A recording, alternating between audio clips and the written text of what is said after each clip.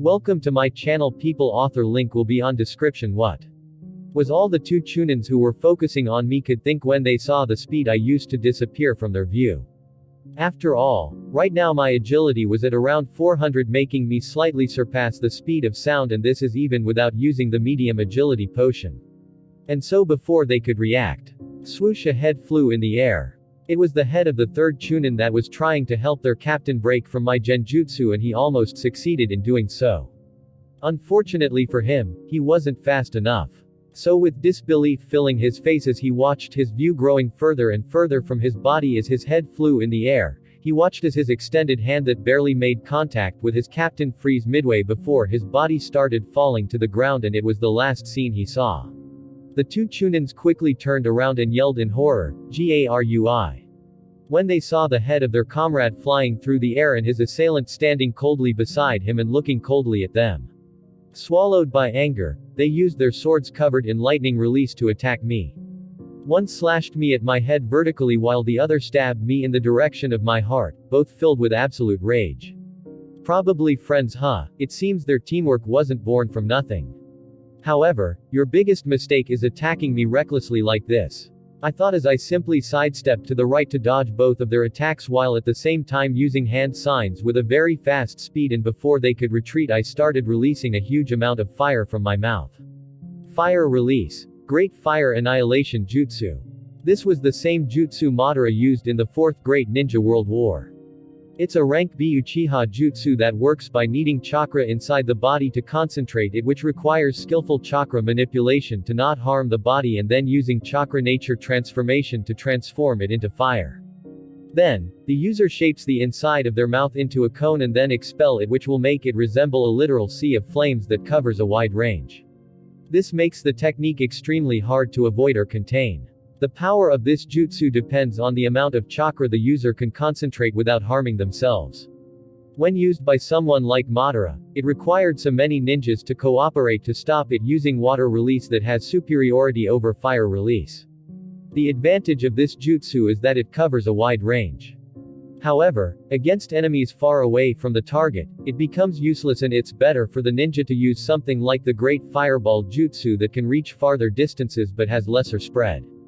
Basically, one is an area of effect attack and the other is a single target attack in game's terms, and I took full advantage of this jutsu, and those two Chunins didn't have any chance to dodge such widespread attack, so they were quickly devoured by the sea of flames along with some of the trees behind them that the first guy chopped up with his lightning discs.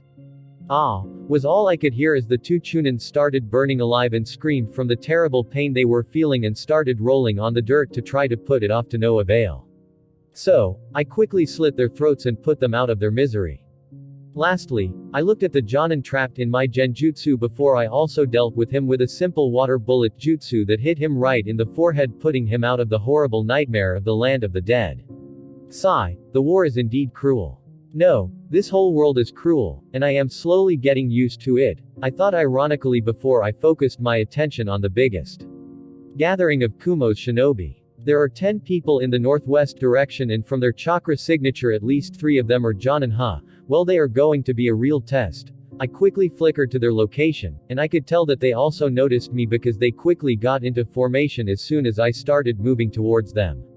They have a sensor, huh? Finally a good challenge, I thought, and when I reached 50 meters away from them I spotted the group. They were made of 8 males and 2 females. I noticed that one of the females and another male were holding huge scrolls, and I guessed they were both special Jonins and their specialty was Fuinjutsu. I couldn't help but remember someone I fought from Konoha who was also like them, a special Jonin in Fuinjutsu.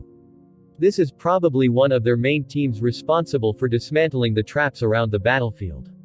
Unfortunately, they are going to be dismantled by me right now. Meanwhile, as I was planning on how to deal with them, the 3 Jonin leading this group felt slightly relaxed and even somewhat complacent when they saw I was just a boy and alone at that, so one of them said, "Ha, so it's just a kid," and here I was ready for a fight. How disappointing. This was a very beautiful dark-skinned female with long spiky red hair and amber eyes, and she was one of the Jonins leading this team. Her comrades agreed with her, and one of them, who was also dark-skinned and very muscular with a huge sword on his back, dismissively ordered the 5 Chunin accompanying them, "Deal with him quickly." "Yes, sir," they replied and prepared themselves to attack. However, the more I got closer, the more the last Jonin who was their sensor started feeling something weird about me. He felt my chakra was ominous. But when I reached the 30 meters mark, it was already too late as the battle started. I quickly started doing hand signs and tried testing something new I didn't use before because of how dangerous it might be on the body. Fire release. Multiple Great Fireball Jutsu. The usual Great Fireball Jutsu works by simply kneading chakra and forming it in the shape of a highly concentrated ball before transforming it into fire nature chakra and releasing it from the mouth. The hand signs make it easier for this kneading process to happen. However, what I was trying to do now is creating multiple balls of chakra at the same time. Thanks to my strengthened physical attributes, I could deal with the pressure easily even though it felt like I was having multiple stones inside my body. Then, I started releasing them one by one, blocking any escape route those 10 ninjas could take. Not good, thought the censor Jonin, who realized that I was preparing a huge amount of chakra for an attack, so he quickly yelled to his team, "Defend." The other two Jonin didn't understand what he meant, but they soon were surprised at the number of great fireballs heading their way. There were a total of 5 of them that almost looked like small suns heading their way, and they quickly reacted to either dodge or defend against them. The censor was the first to react, and he quickly made some hand signs and yelled, "Water release, water wall jutsu." However, they knew it wasn't enough, so they all started casting all kinds of defensive earth release and water release jutsus, which caused a huge cloud of mist and dust to cover the area. That's when the blood-red eyes of the hunter shone through the mist and started reaping their life mercilessly one by one. The moment the area became covered in mist, the censor quickly yelled to his comrades, "Gather into Formation C. This formation is for specific situations such as this one when dealing with a possible assassin."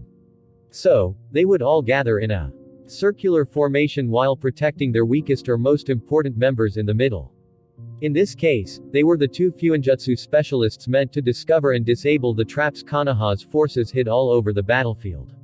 "I can't feel his presence at all. This is really bad," was all the Jonin censor could think as he started having a terrible feeling about this encounter, so he started pushing his focus to its absolute limits to locate the position of the boy trying to use the ominous aura he felt before to his advantage, but it was to no avail. The silence and tension kept building on the battlefield, but it was soon broken when I decided to make my move as I rushed directly for the female that was disappointed in only fighting a kid. She quickly noticed me approaching with a short sword in hand, which made her underestimate me even more, as she also was a sword wielder, so she didn't hesitate to envelop her sword in lightning and prepare for my attack. "Careful, the kid made his move and he's an Uchiha." She yelled at her comrades when she noticed my Sharingan. Then she attacked me with a very fast slash. Not bad. The speed of her slash was truly fast, but I could still react to it thanks to my huge agility and swift sword style. So I parried her slash with my sword, which I covered in chakra that flowed from the handle to the tip, and this was for 2 reasons. First, so that I do not get electrocuted by the lightning covering her sword. And second, was to make my tilted parrying motion even more effective, as her attack almost seemed to be slipping from my swords and hit the ground to her shock. Then, using my level 5 swift sword style that enhanced my attack speed with the sword by 25%, I quickly slashed at her neck. "No, I'm going to die," was all she could think of as my sword grew closer to her neck, but at the last moment, my attack was interrupted by a huge figure using a huge sword. Clang, sparks flew everywhere between as I looked at who blocked my attack, and it was the dismissive Jonin. "He's strong," thought the huge Jonin in horror when he felt the force behind my slash that almost made him lose his grip on his sword. Then right afterward the censor followed by attacking directly using the rank C lightning release, Lightning Beast Tracking Fang. This jutsu creates a dog-like beast made of lightning, and it keeps on following the target under the manipulation of the caster until he gets hit. Add to that the rest of the Chunin that started reacting, making the situation seem to be tilting in favor of this team. TCH, how annoying. It's good that I was careful, I thought with a smirk on my face as I dodged the beast of lightning, and then, "Not good," was all the censor could think as my real body appeared behind the group of Chunins and in perfect synchronization with my shadow clone who kept distracting the Jonins. Heads started flying in the air while blood rained down on this misty terrain. "Careful, he's behind us, disperse the mist." After I quickly killed 3 Chunins, one of the last 2 that could use wind release took a deep breath and used a wind shock wave jutsu to disperse the mist to the best of his abilities. This jutsu is best used with a huge fan and it creates a strong shockwave that blows everything in the direction the user chooses, and he chose my direction. Of course, I wasn't going to be fazed by something like this, so I took a deep breath and used my great fireball jutsu, sending it right at his attack. Just as the mist was pushed back, that Chunin saw a huge fireball coming his way, and when it came in contact with his wind release it only grew bigger while slowing down slightly in speed, which forced the 2 Chunin and special Chunin to dodge, breaking them out of the formation. Disperse! Yelled the red-haired woman, trying to at least save some of her teammates. However, she was quickly interrupted by my clone that was dealing with their combined assault on his own and didn't allow them to assist the rest of the group. "No one's going to escape today," I said in an eerie voice as the moment they turned to run away. I caught up with them one by one, and all the Jonin could hear was screams of fear and pain before they died down, and they looked in anger at my clone. "You bastard, I will make sure you die here today," yelled the muscular man in anger and hatred in his eyes, and the other 2 were the same. Tap tap tap, footsteps slowly came closer to them and they soon heard a cold voice. "This is a battlefield, don't hate me for killing you, because otherwise, I would be the one dying instead. This kid is dangerous and he even seems to be holding back. We are really in trouble," thought the censor as he signaled to his fellow Jonin to buy as much time as possible and wait for assistance to come. Noticing their signaling, I calmly shook my head and said, "You won't be leaving this place alive, so you 3 better put your all in this as it's your last fight." Seeing that none of them responded and they seemed to be clinging to some hope, I didn't bother with talking to them anymore and signaled my clone to throw my short sword at me. I made it look like I was attacking them, so the sword went straight towards the censor's head and he barely dodged it, and then it almost seemed like it was going to pass beside my head, but I caught it by the handle at the last second. "Well, let's dance," I said in a humor they didn't understand as my clone dispersed to their surprise, and I attacked them, this time using 2 short swords. I should reach level 75 in my close combat after this fight, I thought in delight as I engaged with the muscular man again. I sent a slash at him and he raised his huge swords to his chest to block it, and any prospective person could tell from his contracted and slightly shivering muscles that he was using almost all of his strength to block the attack of this kid. What a monster, the trio thought as they decided to use a new formation against me, and they quickly surrounded me into a triangle-shaped formation. "Oh, this is new," I thought while attacking the burly man again and expecting the other 2 to sneak attack me from behind. However, that didn't happen, and the burly man actually used the lightning release chakra mode to make himself stronger and faster and was able to slightly push me back to the center of the trio. That's when I found it strange, because he didn't follow up with his advantage to attack me, and neither did the other 2. Instead, he stabbed a metallic rod on the ground and dispersed the lightning around him, and I saw the other 2 do the same, stabbing metallic rods on the ground. What are they doing, I thought in doubt, which was quickly cleared when I saw them doing hand signs of ox right pointing arrow, horse right pointing arrow, dragon, and heard them say at the same time, "Lightning release, thunderbind jutsu." "Oh, I f'd up," was all I could think of at the sudden realization of what this was. I suddenly found myself trapped inside a 3-sided wall made of lightning, causing to quickly start going through all the information I collected before coming to this war on the different jutsu used by the different hidden village, and it didn't take me more than an instant to recognize what's this jutsu. This is troublesome, I thought as I realized that this was the rank B lightning release, thunderbind jutsu. This jutsu allows the user to create a 3-sided wall of electricity to trap their opponent inside. However, this jutsu requires the use of 3 conductors for electricity, and in this case, they were the 3 metallic rods each of the trio planted in the ground in a triangular formation. Once the enemy is inside, if they come into contact with the wall, they will get fried and electrocuted by the strong lightning. So, the only way the jutsu can be broken is if an outside party were to strike one of the conductors with a strong enough attack, which will then disrupt the formation and deactivate the walls. What makes my situation worse, however, is that what I'm facing right now isn't just a simple thunderbind jutsu. No, I was facing a multi-layered thunderbind jutsu.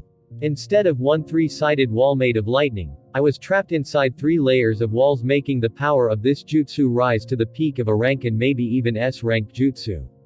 I quickly analyzed my situation. Normally people can't break this jutsu because of the tight space they are held in, so if they use a strong attack, Even if it can break the barrier of electricity, the shockwave would be disastrous for them. I raised my head and noticed that even the usual flaw of the jutsu not having a cover of electricity above the trapped person was nullified under their collaboration, and even if I could jump high enough or fly, now it would be useless. They are really cautious, huh? I need at least an S-rank jutsu to break from this. These three must be really happy right now, huh? I thought as I looked at the trio observing me. Kid, you won't be escaping anytime soon. This collaboration jutsu can even trap a cage-level ninja for a while. Just wait patiently. When our reinforcements arrive, so will your death, the muscular man said with a face filled with rage. The other two had similar expressions filled with hatred and didn't say anything as they focused on their jutsu to give me no chance to escape. Well, I indeed underestimated you, but this is as far as you can go, I calmly said in contrast to their rage and hatred after I noted down my lack of high-level jutsu, and then, my eyes slowly changed to their horror into something more than a Sharingan, something they never saw before. Yomi no Kuni, an aura of death emanated from my body, surprising the trio. Especially the censor, who could feel the danger that was lurking inside that ominous aura, so he quickly warned his comrades with a grave face, "Be careful. This kid is up to something," but they didn't think too much of it as their ability was really hard to break, and even the censor didn't understand why he would feel unsafe, but his doubts were soon cleared when he saw 4 dark chains appearing out of nowhere and breaking their jutsu in no time. What's T? The overconfident woman finally lost her confidence and simply looked in shock as before they could react. They found the boy escaping their jutsu and his chains attacking them at a terrifying speed. The muscular man tried to block the chain with his trusted huge sword. However, to his disappointment, the chain of death pierced through his sword like it was butter and left him no time to react as he got punctured in the head by the chain. PCHT*, 1 down, 2 to go, I calmly said as I looked at the man that was stabbed by my chain before turning my attention to the smart censor and woman who decided it was better to dodge such an unknown ability. Of course, what I didn't know is that this guy stayed behind on purpose to buy some time for his comrades to escape the little kid who they now only saw as a devil and not a human. Unfortunately, he still underestimated the kid's ability and thought that he was only good at dispelling other jutsu but weak against real materials, especially something as hard as his sword. "Darai!" yelled the censor in his head when he sensed his friend's death, causing his hatred for this Konoha ninja to rise to no end, and he vowed in his heart to take revenge for his comrades. But just as he was making this vow, a voice came from behind him. "No, you won't be getting any revenge," was the last thing he could hear. Huh. How could he know what I was thinking? And why do I feel so light? Was the last thing he could think of as his head started separating from his still moving body and flying through the air, raining blood on the ground. I quickly drew out my sword and blocked a very fast backstab that was going right to my heart and said, "So you didn't flee in the end? What a nice team." In front of me was a woman with tears falling from her eyes and helplessness filling her face as her last attempt in using her life to rid her village of such a threat which they didn't know about before failed. So, she resigned herself to her fate as the chains of death already surrounded her body and asked, "Who are you?" I calmly looked at the desperation in this girl's amber eyes and I felt my heart aching at a scary realization. Maybe one day I will be the one in this position, if I'm not strong enough. Sigh. "I'm Bakurio. Rest in peace," I said, and before she could reply, I ended her suffering. This is really tiring me mentally. Just why is it that the people of this world hunger for instead of seeking for peace? Whenever they find an opportunity for war, they immediately jump at it. I thought while looking at my rising mastery in many skills after these fights and my also increasing emptiness.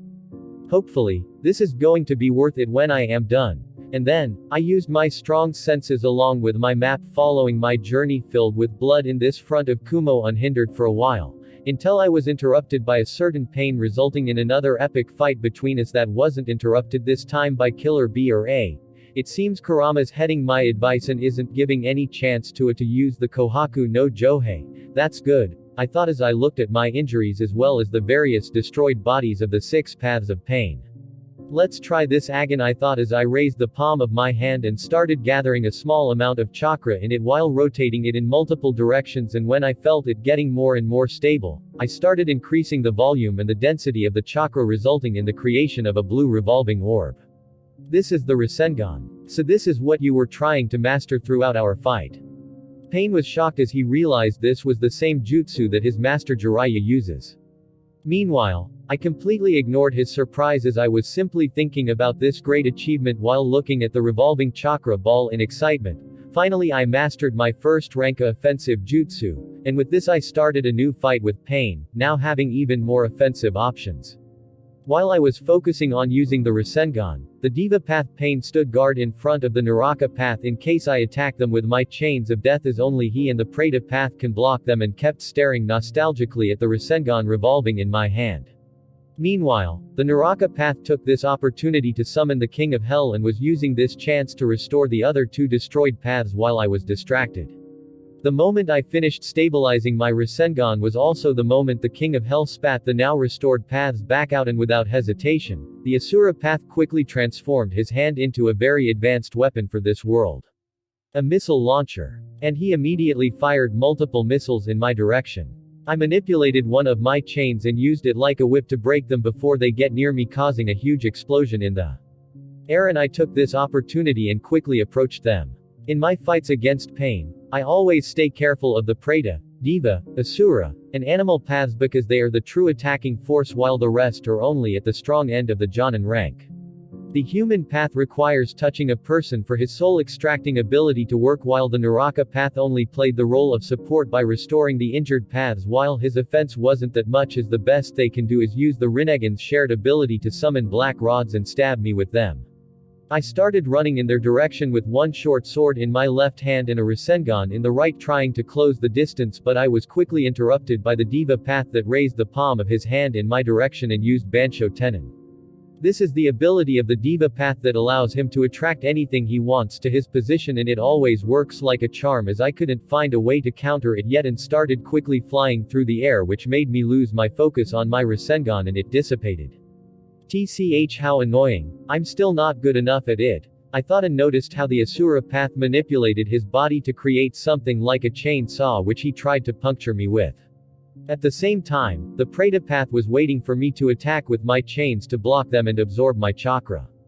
So without hesitation, I used my chains of death and attacked everyone other than the Asura path that was on my way to distract them, making sure none kept contact with the Diva and Preta path's chakra absorption, and when I was drawn near enough to the Asura path, a black skeletal hand extended from my body blocking HS chainsaw and tried to catch him by surprise and crush him.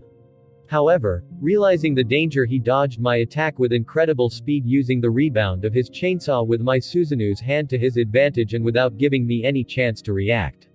A green bird with a very weird beak came crashing down on me from the sky with incredible speed. I quickly reacted by stabbing it with one of my chains, which unsummoned it before I engaged in close combat with the Diva path using my swords, while he used the black rods he conjures with his Rinnegan. Clang clang clang. Every time I fight him, it feels like I am hitting an unmovable mountain. My strength right now is at least 400 points and it's greatly enhanced with my 9 tails first-tailed beast mode, yet I can't move this guy at all. His physical attribute is probably 700 at the very least. TCH, I thought while exchanging some more blows before I got interrupted by the Asura path, which tried to use a sneak attack on me with his chainsaw-like tail. I blocked it again with my Susanu's hand and sent him far away before I noticed that the animal path summoned an ox this time and it was rushing my way. At the same time, the Preta path jumped on top of the ox to block any death chains that tried to attack it, while the Diva path put even more pressure on me with his attacks. I could feel that my 9 tails chakra was getting exhausted faster and faster, so I quickly sent one of my chains at Diva path to put some distance between us before I bit my thumb and used summoning jutsu. Rashomon. 3 huge Rashomon gates appeared in front of the path of the charging ox, but I couldn't use this opportunity to hide by blocking their vision of me because the Asura path was still behind me like a hunter trying to find any chance to take my life, and one of the annoying abilities of Rinnegan is that the 6 paths share each other's vision. Boom! The ox destroyed the Rashomon gates, but his charge also stopped. However, our fight was far from ending. After a few minutes of fighting, I was very exhausted from overusing my Mangekyo Sharingan, but in the end I was actually able to summon the whole version of the upper body skeletal Susanoo. It was completely black and had 3 horns on its head, 2 on the sides and 1 was extending from its forehead, and its eyes shone with a pale eerie white light. Using it, I was finally able to reach a stalemate with the 6 paths of pain, but not for long, as I could feel myself slowly going blind, and what made it worse was suddenly getting hit by a tailed beast bomb from a certain Gyuki which I couldn't dodge while having my hands full with pain. Boom! A huge explosion impacted the area, and the blast even tried to swallow the paths of pain, but the Preta path and the Diva path quickly stood on its way and defended the animal path and Naraka path respectively behind them. Meanwhile, my situation wasn't that good.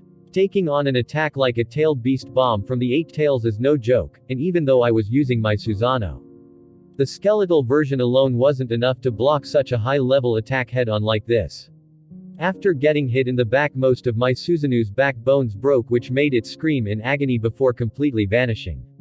Meanwhile, I was also hit by the explosion which severely burned my back, but I didn't break any bones thanks to the Susanoo that took the majority of the damage, as well as my strong Phi attribute, as well as the addition of the new Akamichi bloodline. Before long, the explosion settled and a shocked Killer Bee along with a heavily injured Raikage arrived at the fight scene between me and Pain, which now turned into a huge deep hole other than the location Pain was standing on. "Yo, where did that huge black skeleton go?" asked Killer Bee while looking at my heavy injuries, while the Raikage yelled directly in anger when he noticed the pattern in my eyes. "You are the kid that caused us all those casualties." I gave them a quick look and I noticed that I was already seeing them in triples from the damage to my vision, so I knew it was time to leave, but I wanted to ask something first that was weighing on my heart. What happened to the Hyuga you were fighting? This question was addressed to Killer Bee that was supposed to be held back by Hiashi. Killer Bee's expression turned somewhat respectful and I understood everything that happened from it. Hiashi gave it his all, huh? And B quickly confirmed my thoughts, that Hyuga wanted me dead, so I went ahead and took his head instead.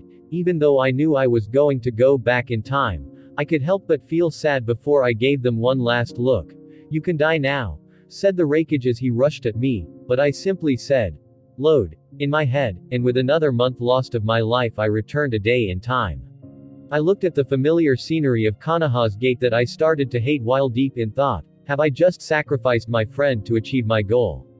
My eyes were empty as I struggled to understand this weird situation. No, he's still alive.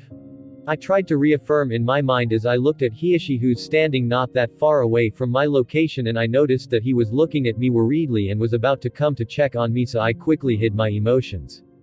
Am I capable of doing such things if I didn't have this save and loud ability? For the first time I started to hate this ability. Not because it requires too much energy from my system or that now it costs me life energy every time I use it. No. The reason I'm starting to hate it is the endless possibilities it opens for its wielder. People are like the moon. They have a dark side they keep hidden for various reasons, and the main reason is that the world has rules and the consequences for bad actions usually outweigh the twisted desires they feel. So most people keep those dark desires buried in the deepest parts of their hearts. Those who are overwhelmed by those twisted desires become criminals. Whether the thing they desire is chaos, killing, stealing, harassing, assaulting, etc. Consequences help the person rein these emotions in. However, what if you give someone who likes to harass women the power to rewind time? It will eliminate his fear for the consequence, and what happens is the slow emergence of his dark side. At first, he would start by slowly harassing them, and when he realizes the reality that there are no consequences, he gains even more confidence and starts doing worse and worse things to satisfy his desires, until a monster is born. And now, this is what Bakurio is trying to determine and why he started hating this ability, a tempting ability that could turn a saint into a devil. Did I always want war? Was I always capable of killing people? These doubts started overwhelming my heart and I started losing trust in myself.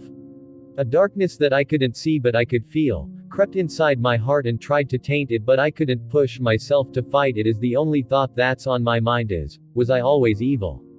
However, someone seemed to sense what I was going through and quickly rushed to my side. "Bakurio, are you okay?" said Hiashi with a worried look while shaking my shoulder to snap me out of my daze. "Why's he looking like this? Didn't I hide my emotions?" I questioned in my head while looking at Hiashi blankly and said, "What's wrong? You tell me what's wrong," yelled Hiashi, who still didn't let go of my shoulders while thinking inside his head, was I seeing things? -1 minute ago, Vice Commander Akira, is everything ready for our trip? asked Hiyashi with a dignified face suiting that of a commander. Yes sir, everything is ready, we can set out any time now, replied Akira with the serious face he was known for. Hiyashi nodded at this while scanning everything with his Byakugan before suddenly his dignified face crumbled, and to Akira's surprise, it quickly turned into worry. So he thought, what happened to the commander, when he averted his eyes and stared in the same direction Hiyashi was looking at. He saw a kid standing alone with an empty gaze. Other than the empty look in the kid's eyes, nothing seemed to be wrong. However, his gut feeling told him otherwise, and for some reason, he felt that the kid had a certain eeriness to him, but he couldn't pinpoint how, and this was only further confirmed when he saw Hiyashi rushing to the kid's side, leaving only a simple sentence behind. I will be back. What happened to this kid? Was a question Akira really wanted to have an answer for, because he was one of the people who knew the importance of this kid. Meanwhile, Hiyashi felt his heart going cold because when he swept his Byakugan in Bakuryo's direction, he saw an unbelievable thing, a dark mist trying to cover his heart. However, despite the unknown danger, he rushed to his side without hesitation and noticed the mist vanishing, leaving behind no trace, making him doubt the nature of this mist. Was it manipulated, or even worse, is it alive? So he started shaking Bakuryo quickly to check if he was alright, and he noticed that he seemed to be waking up from a weird state. Back to normal time. Seeing the huge concern in Hiyashi's eye, and the feeling of fear, a readiness for fighting in his heart, made me realize that something wasn't right. Every time I come back in time, Hiyashi notices my emotional state and rushes to my side. However, all those times he only felt concern or worry for me, never this kind of fear, as well as if there's an enemy nearby. I thought as I quickly calmed myself and decided to leave my doubt about my ability for later. I can tell you are afraid of something and in a state ready to fight. Please tell me what happened, I asked seriously, having a really bad feeling about this. Hiyashi relaxed after he saw me back to normal, but then he was surprised by me saying what he was feeling exactly. What a scary kid, he thought, but then he remembered the dark mist and frowned as he said, when I was checking our troops with my Byakugan, I looked in your direction and I noticed a dark mist surrounding your heart, and when I rushed to your side, it vanished, leaving no trace. What? I yelled, and Hiyashi for the first time saw a different side of me, a side that only appears when I reach my absolute anger.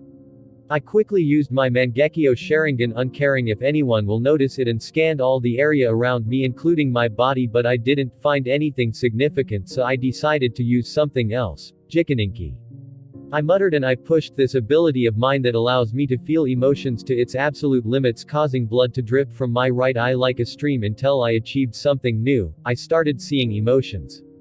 Different people had different colored hearts signifying what they were feeling: nervousness, anger, seriousness, pride, etc. And some had a mixture of colors, and I could see them and understand their meaning easily. However, when I looked at my body, I noticed a color I didn't see in anyone else. There was a huge lump of red from the overwhelming anger I was feeling at the possibility that someone tried to manipulate my emotions. But, inside that lump of red, there was a black spot, and I directly linked it to the dark mist Hiyashi talked about, so without hesitation I used Jikaninki on it and destroyed it, making me feel as if a stone was removed from my heart and it felt so light. However, before I could even rejoice at my success, I heard a terrible scream in my head. Aghghghghghghh. It was a mixture of multiple voices wailing and screaming in absolute despair that made my soul shake in fear and terror, and it lasted a few seconds before I heard a very devilish whisper in my ear. I am always watching you from where you can't perceive. You. I held my head in pain, feeling like it was about to explode from the screams and voices I just heard, and it felt like I was plunged into a pool of darkness, deprived of all my senses. Then, all that pain transformed into absolute fear and terror after I heard that whisper filled with malice. What's happening to me? Was all I could think in this sudden situation while trying to shake off the feeling of terror that voice brought me, but it was to no avail. So using all the sanity I could muster, and thanks to my primal instincts kicking in, I decided to use Jikaninki on myself to diminish those feelings and increase my feeling of calmness, which resulted in me pushing my right eye to its absolute limits again and almost making me go blind just to get my heart out of this terrifying darkness. After all, the most taxing ability of my Jikaninki is creating or deleting emotions, and I already used them both. After I did so, I finally could think calmly again and my body started going back to functioning properly and I could hear a distant voice slowly getting clearer in my ears the more that fear diminished. Ba Rio wa up. Back Rio. Bakorio wake up. Who's calling my name? I questioned in my mind, and as that voice grew clearer in my head and my vision started returning back to reality I realized, it's Hiashi's voice. Vision to my left eye started returning slowly but there was no indication that it was going to return to my right eye. And before long I could see a desperate Hiashi looking at me with fear and worry while yelling at me to wake up and calling for a medic at the same time to check on my situation that left him dumbfounded. Hiashi. What happened to me? I asked with a weak voice, feeling all my strength was sucked out of me, not knowing if it was from the weird incident or from overusing my Mangekyo Sharingan which turned back to normal. I don't know. Hiashi shook his head before he finally heaved a sigh of relief and said, I am glad that you are at least responding right now. A medical ninja will come to check on your situation and I also sent for Tsunade-sama to come to check on you. She should be here soon. I see. Thank you. I responded with a grateful look before I started recollecting my memories and I couldn't help but feel a chill and slightly tremble when I remembered the final eerie whisper I heard, and Hiashi clearly noticed that I was shaken. I am always watching you from where you can't perceive. What's happening to me? Was I cursed by some jutsu without me noticing or is it something else? I don't remember anything like this happening in canon Naruto. I thought, with my mind analyzing many incidents that were famous in the Naruto canon, yet I always ended up with nothing that could explain what happened to me. I need to research the powers of this world more in the future, and for someone to actually use such a sneaky thing on me of all people, this is really getting on my nerves. I stopped my thought as a medical ninja came to check my body but soon found nothing wrong other than my almost blind right eye. After sending him away in disappointment, both Hiashi and I decided to wait for Tsunade, and while we were waiting, Hiashi finally decided to break the silence and looking at my right eye with a sad look he asked me directly, Bakurio, just what exactly happened to you to force you to go to such an extent and what was that chakra I saw with my Byakugan? I frowned a little after I heard his question and clearly understood his meaning regarding the loss of my eye, as this was a huge part of the plan to deal with Kumo and now it was lost, so something must have been worth it for me to sacrifice it like this. Let's wait a little bit more for Tsunade to arrive and I will explain everything that happened to me, I responded as I didn't want to talk about this creepy incident more than once. Hiashi nodded in understanding and stayed by my side just in case until Tsunade's arrival. During this wait, thanks to my enhanced senses, I could clearly hear the ninjas in Hiashi's army whispering about me. Did you see the eyes of that Uchiha kid? They also have a different pattern than the normal Sharingan, similar to the Hokage. A man who was merely a Chunin said to his friend beside him. Yes, I did see them. I never thought the Uchiha hid their power so deeply. Now I understand why a kid was allowed to join us, but why did he use it here? Replied the friend who was also a Chunin. I heard from the rumors that he pushed his ability to the point that his right eye became almost blind. It seems he won't be of any help in the coming war, said a female who overheard them in disappointment. Suddenly, I was turned into the talking point of everyone in the army until a very stern voice shut them all up. Enough, quickly finish your preparations, we will be heading out soon. It was Akira who knew what the loss of this kid could cause to their army. -5 minutes later, Tsunade arrived in a hurry along with her apprentice Shizune after receiving the news that I overused my power to the point I almost became blind. How did this kid awaken such dangerous eyes? And he seems much weakened both mentally and physically. Just what happened to make him like this? Thought Tsunade with a frown as she looked at me sitting on the ground as if I just went through hell. Welcome Tsunade-sama. Please check on his condition first and we will talk about what happened later, said Hiashi quickly when Tsunade arrived in front of us. She nodded at him, slightly surprised at how much care a Hyuga was showing for an Uchiha before she put this thought to the back of her mind and started diagnosing the condition of the kid who was looking at her with tired eyes. After diagnosing him many times, she only found that his stamina and chakra were both extremely drained, but they were slowly recovering, so he should be back to normal soon. But when she checked his right eye, Tsunade slowly stood up while shaking her head. Overall he's fine and he will recover with enough time.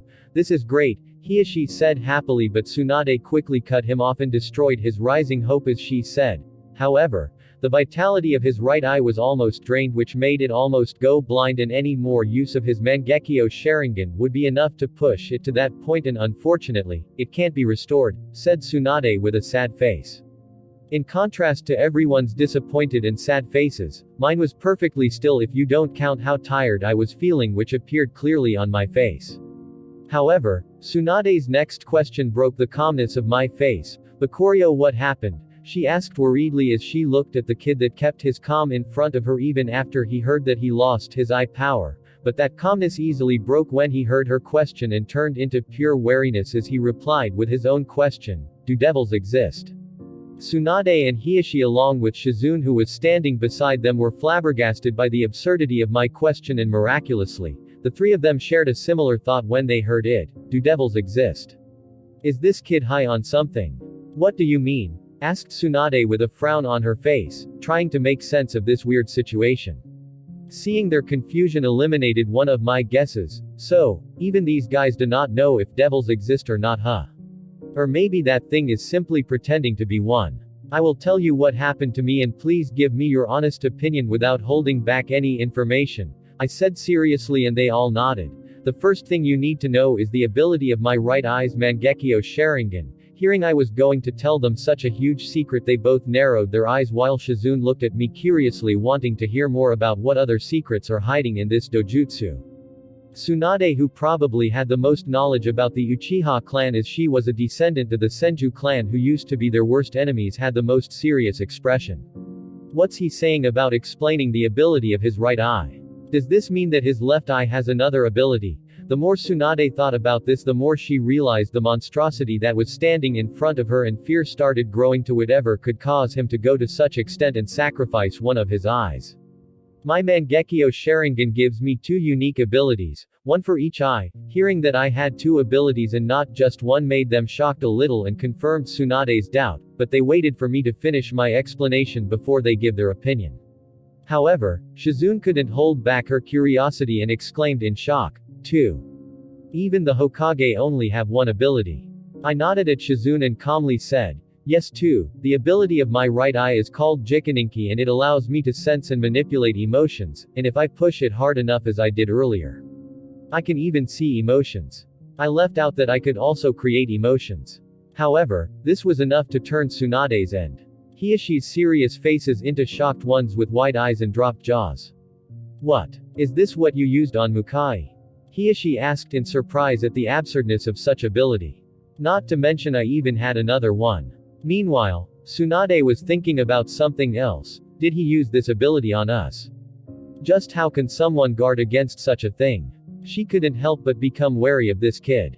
I understood what they were feeling, so I first answered Hiashi, "Yes, this is the ability I used on Mukai.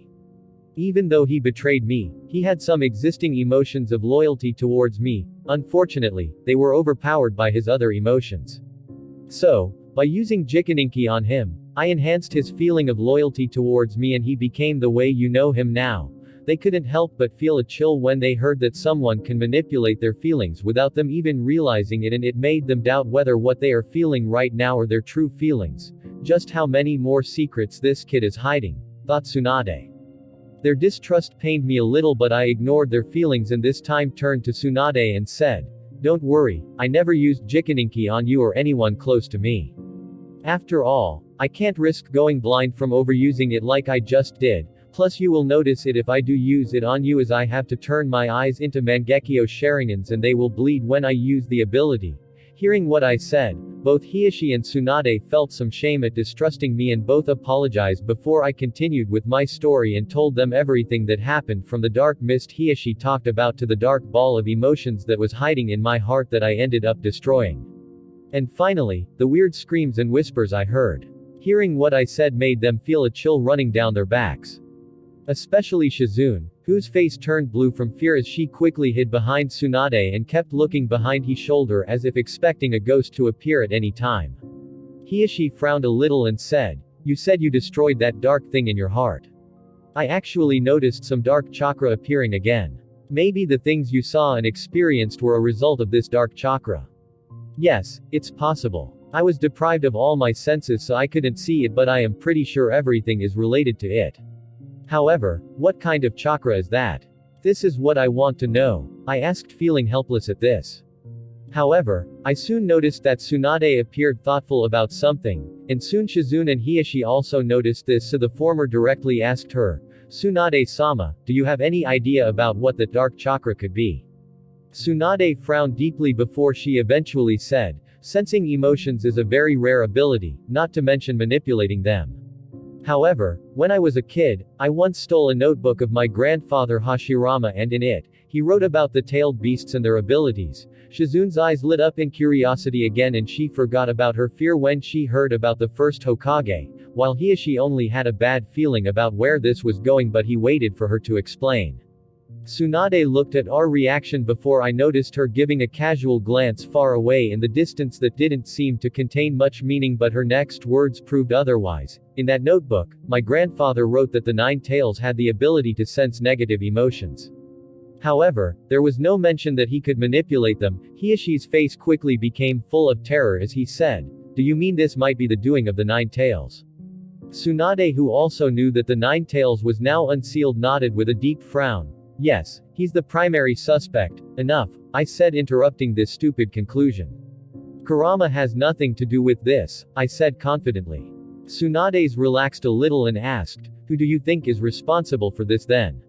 My mind couldn't help to wonder about something I only heard about in my past life after the mention of Kurama's ability to sense negative emotions. However, I wasn't sure because I didn't watch this particular Naruto movie. I believe that beast was called Zero Tails, huh? I thought. I vaguely remembered the description of this movie, that it was about the land of the sky and that this Zero Tail, who was an artificial beast, feeds on people's emotions. Well, I'm still not sure, but your words gave me a vague idea. I will investigate this more in the future, I said while inside I put a new target in my head. I will make sure you will regret this. I hope we can live that far, thought Tsunade and Hiyashi after they heard my optimism. Meanwhile, seeing that it wasn't long after my save point, I decided to go back in time again, since it won't cost me a lot this time to get back to my full power and prepare from the new front I was heading to. I said in my head. Load, and before long my vision was covered in darkness and I quickly returned to my save point. Once I was back, I noticed that my weakened body and my almost blind right eye returned back to normal. However, that heaviness in my heart also returned, and I understood that the weird dark spot in my heart was there once more. I will deal with you soon, I thought before I called for Hiyashi, who was giving orders to the army, and as he came close to me and asked what I wanted, I surprised him by saying, I want to go to the Suna front, I said seriously, and with this, I experienced each battlefield multiple times, gaining more and more experience as time goes by. I am finally back, huh? A kid sitting on his bed suddenly muttered as his black vision slowly cleared up and he could see the inside of his room again. A scene that felt so nostalgic, yet he knew that it has only been 2 months since he saw this tattered house.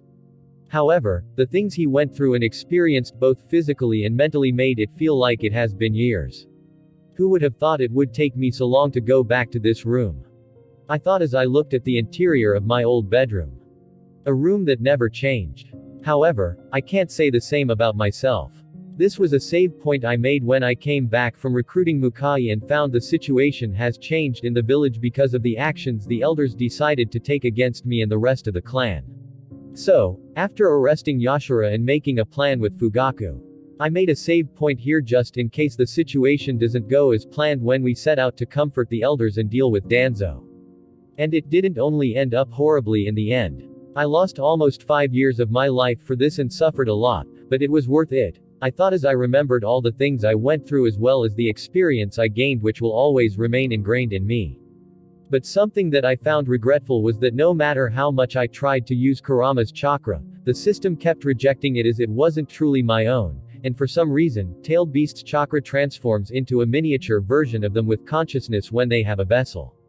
So, the only way to use a Tailed Beast's chakra is to become its Jinchuriki, and allows for your chakra and his to merge together with the passage of time until you become inseparable. But I don't want to tie my life with that of something else, especially something if removed from me, I will simply die. Well, time to change a few things, I muttered to myself in this silent room when I sensed someone familiar approaching. It was Fugaku, not the Hokage, but simply the head of the Uchiha clan and the commander of Konoha's police force. Bakurio-kun, it's time to go to the meeting as planned, said Fugaku with a serious face. I nodded at him with a smile. Indeed, I've been waiting for this for a long time, but first we need to make some small changes to the plan. For some reason, Fugaku felt a chill when he saw my smile and thought, why does he look so different? We were just together an hour ago, yet now he feels somewhat ominous. Fugaku did his best to bury his doubts for now and asked, what kind of changes you want to make at the last second? I wickedly smile as I thought about a certain annoying parasite. Well, the first change will be the death of Danzo no matter what. Fugaku started listening to the modifications I made to our initial plan, which can only be described as cruel, but Wicked Eye was no softie either and he liked them. So, when we finished our talk, he quickly left and came back soon after, and we started walking towards the Hokage Tower with him in front and me following silently behind him. -10 minutes later at the Hokage Tower, the various clan heads along with the third Hokage and his 3 council members gathered for the urgent meeting that Fugaku issued after the recent actions the village took against the Uchiha clan. The clan heads thought that this was the least the Uchiha can do to try to regain some of their trampled dignity, while Hiruzen and his council thought that this was a good opportunity to make those decisions set in stone, so they agreed to this urgent meeting. After a while, Fugaku entered the meeting room with me following behind him, and it instantly turned so silent to the point that you can even hear a pin drop as all the focus turned on us. I calmly analyzed the people in this room. Some fought alongside me in the war, some against me, and some I even fought before the war, so I didn't know how to feel about them right now, other than wanting to kill some of them. Of course, these were either the clans who stuck with Konoha until the end, or the ones that followed the council in their betrayal. As for the last one, it was Danzo, who was eyeing me silently with a neutral face while inside he was actually admiring the ominous aura I was subconsciously releasing. Always good at hiding your emotions, I thought, as I could clearly feel a mixture of dark and sinister emotions emanating from him and directed at me. Experiencing this scene again, I couldn't help but remember my first time here and how I tried to act nice to these people to gain their trust and support to take down the Council of Elders. However, all of this didn't matter to me anymore, as I only felt cold and distant. As Fugaku took his seat and I stood behind him, we heard an old and cold voice say, "What's the meaning of this meeting, Fugaku?" It was Danzo, who thinks so highly of himself to the point that he talked before the Hokage and pretended like he knew nothing about the situation he orchestrated, but no one said anything, and Fugaku's eyes turned colder at this and he almost attacked Danzo, but I nudged him to calm down.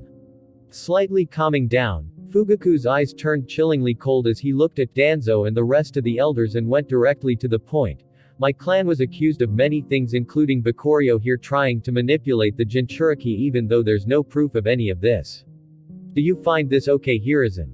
Hiruzen frowned a little, not because of Fugaku's lack of respect for calling him directly by his name. Instead, it was because he was right, but Hiruzen can't turn down the suggestions of all his council easily, especially when the Uchiha could truly pose a potential danger to the village, or so he tries to justify his weak character. However, Kaharu couldn't take this disrespect silently and was about to scream her BS. However, she suddenly froze in her seat when she felt a terrible killing intent locked in her, shocking not only her, but everyone in the room, including Fugaku.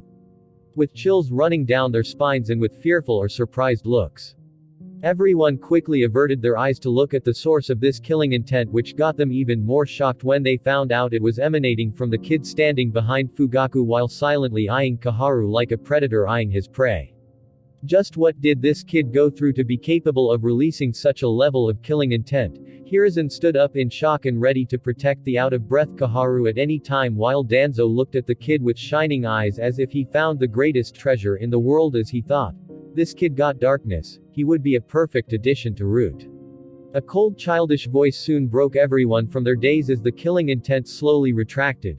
This is the first and last warning. If anyone tries to interrupt this meeting with meaningless words, they will be dealt with accordingly. Hiruzen swallowed slightly as he sensed the ominous aura that didn't fully dissipate around the kid, and he knew that something bad was going to happen if someone recklessly acts against him, so he quickly calmed down and tried to divert the topic back to what Fugaku said. Everyone calm down please. To answer your question Fugaku, the decisions we make aren't based on my opinion alone but the opinion of all of the council with Konoha's safety as our first priority and we think it's better to keep Naruto away from people until he's mature enough and not easily tricked. I couldn't help but marvel at how skilled this Hokage was at insulting people without saying it out straight and justifying his actions at the same time. Because what he basically said is that the Uchiha can't be trusted and they might have intentions to harm the village so they decided to move against them first.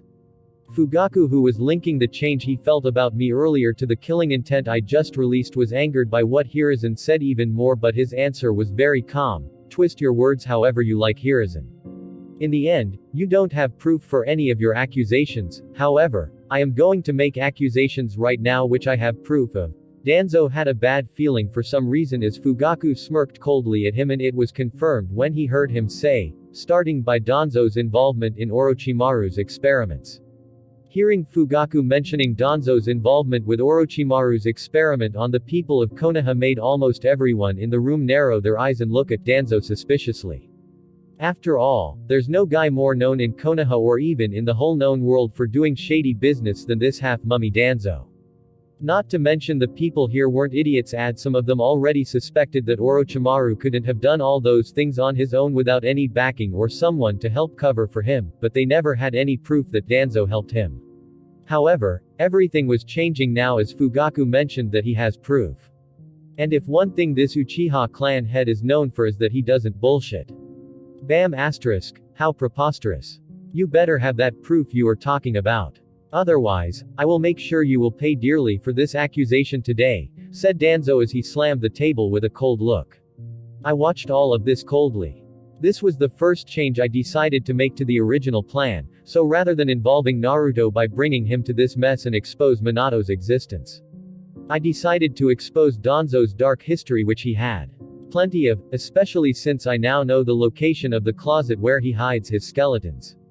Doing this wasn't hard because in the previous timeline after we took control of the root headquarters and took inventory of all their stored secret information, I made sure to remember the important locations where the information that contained Danzo's involvement with Orochimaru's experiment and other dark secrets. So, when I came back and discussed the changes in the plan with Fugaku, he used his Mangekyo ability to sneak into Root HQ undetected and retrieved everything we needed before we came here. Of course, there was nothing directly saying that they were doing the experiments together, as that would be stupid of the careful Danzo to keep such an obvious thing. However, he still kept many reports containing the results of the experiments Orochimaru did that no one could know if he wasn't involved. And as these results can only come from experimenting on Konoha's ninjas, as indicated by some of them having bloodlines like the Yamanaka, Senju, Uchiha, etc., he won't have any way to rid himself of this situation, and this was just the start of his worries. As I was thinking this, Fugaku with the same cold glimmer in his eyes said to Danzo with a mocking smile, how ironic, the man who likes to accuse people, doesn't like being accused. Danzo's cold face turned into a frown from the annoyance he was feeling, but Fugaku ignored him and turned to the Hokage, who was eyeing him seriously as he feels responsible for anything related to Orochimaru as his teacher. Not to mention the impact this information could cause if proven true. So without any suspense, Fugaku took out a red scroll with the kanji for sealed written on its cover and handed it to Hiruzen. How did this thing end up here? Danzo almost screamed out loud when he saw this scroll, and some perceptive people in the audience noticed this, including one Shikaku Nara. There's actually something that could make this cold-hearted Danzo lose his calm. This situation doesn't look good, thought Shikaku as he started secretly signaling to some of his close friends like Choza and Inoichi to be on guard. Meanwhile, Hiruzen looked at this and was secretly angered as he looked at the scroll that clearly had Danzo's chakra signature on its seal. Was Danzo really involved with Orochimaru's experiments? He didn't want to believe it, but the truth will soon reveal itself as he examined the scroll and said, there's no doubt that this scroll belongs to Danzo from the chakra signature on the seal. Danzo, please open it for us. HMPH sure. Danzo was about to touch the scroll with a dark look in his eyes, but Fugaku quickly activated his Sharingan and said, if you do anything to destroy this scroll, it will be war between us. I hope you understand this very clearly, Hiruzen. Hiruzen eyes flickered slightly and everyone knew in their hearts of hearts that he intended for Danzo to destroy the scroll to avoid the possible conflict, but now it seemed like it can't be avoided either way, so he sighed and said to Danzo coldly, "Danzo, if anything happens to the scroll, those accusations will be considered as true." Danzo's expression turned worse at this, but he was determined to destroy the scroll either way, as with this at least there won't be real proof for his collaboration with Orochimaru.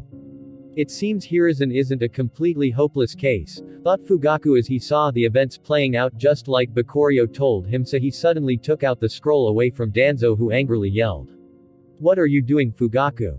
Fugaku was unfazed by his temper and simply said with a ruthless smile, "Why would I risk letting you destroy this scroll when we can open it safely?" Everyone was surprised at this, as anyone in the room, even those that have the lowest knowledge of Fuinjutsu, could tell how hard it's to open this seal. However, this was something I prepared for many times in the month before the war with the help of Minato and Kushina, so I was confident in doing it and Fugaku also trusted me with it. "Are you toying with us, Fugaku?" yelled Homura as he felt that Fugaku was playing with them, and many people echoed this sentiment. However, they were quickly silenced when Fugaku took out a chakra storing scroll and handed it to Danzo. "Store some of your chakra into this, and don't try to do anything to the scroll." Danzo looked at the scroll happily, but he hid it well. Who would have thought Fugaku would be so idiotic to give me an opportunity to destroy the scroll? You will regret this decision. Indeed, that seal was made in such a way that if you don't follow a certain pattern when infusing chakra into it, the seal would catch on flames, which will destroy the scroll along with its secret content. Maybe this is for the best, thought Hiruzen as he said, "Okay, you can open it on your own, but you will bear the responsibility for its destruction," said Hiruzen, and Fugaku simply ignored him as he received the scroll containing Danzo's chakra. However, someone interjected at this moment. It was Shikaku. "Third Hokage-sama, we can't risk getting a scroll that contains such important information destroyed, if we," however, before he could even finish, Kaharu rudely interrupted him by saying, "We agree to this decision," and Homura nodded after her, which made Shikaku depressed and think, "Just why can't you be fair when it comes to the Uchiha clan?" He ended up sighing and sitting back in his seat, hoping Fugaku can really unseal this scroll, which was very unlikely, and many people in the room were feeling the same way. After Fugaku received the scroll, he shocked everyone when he turned around and simply walked to the kid he came with and handed him the two scrolls, to the shock of everyone. "Don't tell me," was the thought in everyone's mind as even the sleepy eyes of Shikaku widened in surprise at this unexpected turn of events. "Fugaku, what are you doing?" asked Hiruzen, but the only response he got was hearing Fugaku say, "It's all up to you now," while looking at the kid. "Ha ha ha ha, he's really letting the kid do it. This is great." Danzo burst out laughing sinisterly in his head, feeling quite lucky. Meanwhile, I calmly nodded at Fugaku, unbothered by the attention I was receiving and the whispers that started echoing in the room, which was subsequently silenced after I used my Sharingan, as it was a fully developed 3-Tomo Sharingan. Is this the birth of a new Uchiha genius, was the thought in everyone's mind. However, what they didn't know is that the kid in front of them was far more than a genius. He was a monster among monsters. Under the surprised gazes of everyone in the room, including the usually cold-looking Danzo, I started by slowly manipulating Danzo's chakra and checking if there is anything wrong with it or the scroll that contained it, such as hidden seals or curses, using my Sharingan and knowledge of seals.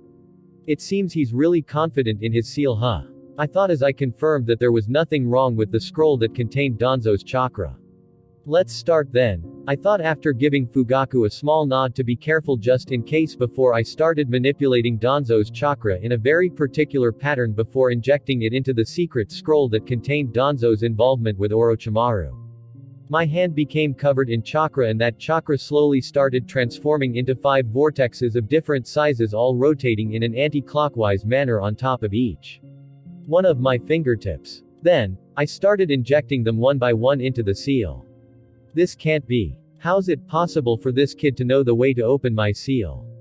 Danzo suddenly flinched as he looked in disbelief at how the kid was opening the seal and was tempted to take action, but he immediately found out that Fugaku was eyeing him like a hawk, probably even wishing he would interfere so he would an excuse to attack him.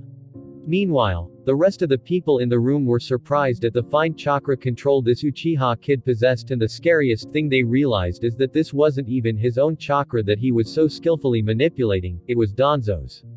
So it was much harder to achieve such a feat.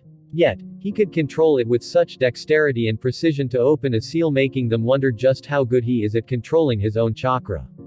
This kid's chakra control could put even most Jonin to shame. Just how did he become so good at it at such a young age? Thought Hiruzen as he kept getting more and more surprised by this kid, and he started having some doubts about him.